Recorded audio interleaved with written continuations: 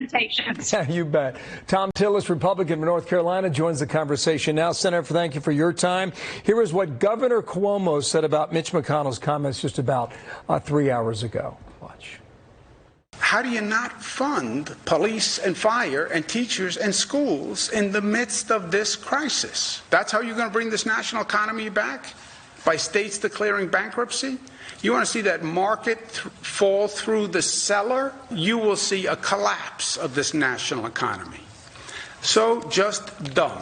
Senator, you were listening to the back and forth. Senator Shaheen, where does this go, if anywhere, at some point?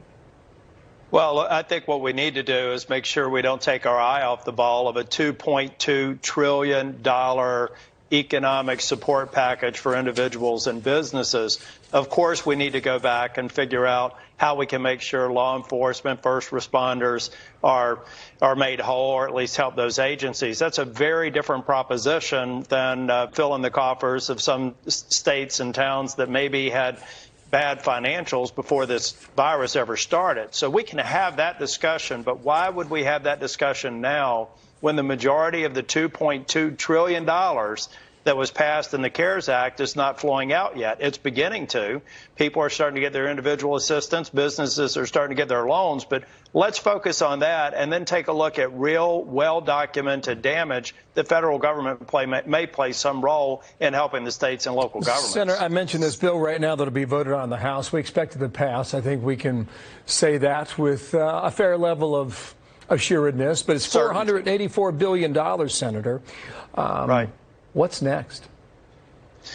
Well, we need to look at the $320 billion that's going to go back into starting up the loan process. I really am very disappointed that Speaker Pelosi and Chuck Schumer took 2 weeks to get it done. But now it's done. Let's get those businesses in line. Let's get them the economic support that they need. Let's get the additional funding we have in there for hospitals and additional funding for states, and then continue to focus on beating this virus and getting our economy back open. Yeah, Senator, do you get the sense that some states and some cities will be reaching into Washington to try and fill an exceedingly large gap in their budgets at some point? And if, well, that's the route they choose, will Washington go for it?